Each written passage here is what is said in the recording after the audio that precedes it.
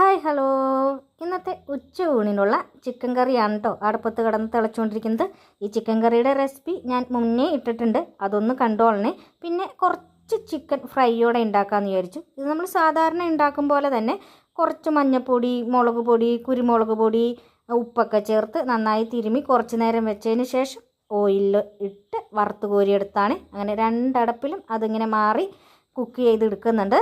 അങ്ങനെ ഞങ്ങൾക്കുള്ള lunch box റെഡിയാക്കാൻ തീരുമാനിച്ചു. ഞാൻ കുറച്ച് ചോറും, ഞാൻ ചോറിൻ്റെ മുകളിൽ തന്നെയാണ് കേട്ടോ ചിക്കൻ ഫ്രൈയും കുറച്ച് അച്ചാറും ചിക്കൻ കറി ഒരു പ്ലേറ്റിൽ എടുത്തിട്ടുണ്ട്. ഇത് ഹരിയാട്ടിൻ്റെ ചോറ്റും പാത്രമാണ്. ഹരിയാട്ടിനും സെയിം തന്നെ ചിക്കൻ ഫ്രൈയും ചോറിൻ്റെ മുകളിൽ വെച്ച് കൊടുത്തിട്ടുണ്ട്, ചിക്കൻ കറിയും.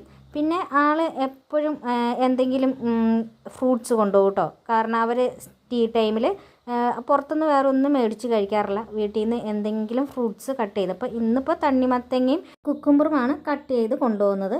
നിങ്ങൾ വിചാരിക്കും പുറത്തുനിന്ന് മേടിച്ച് കഴിച്ചാൽ പോരെയെന്ന്. സ്ഥിരം പുറത്തുനിന്ന് അങ്ങനെ വറുത്ത എണ്ണയിൽ നിന്ന് കോരിയ പലഹാരം കഴിക്കണ്ടല്ലോ എന്ന് വെച്ചിട്ട് ഇങ്ങനെ ഫ്രൂട്ട്സ് കൊടുത്തു വിടുന്നതാണ്. അപ്പോൾ അതൊന്ന് സ്ഥിരം കണ്ടിന്യൂ ചെയ്യുന്നു എന്ന് മാത്രം.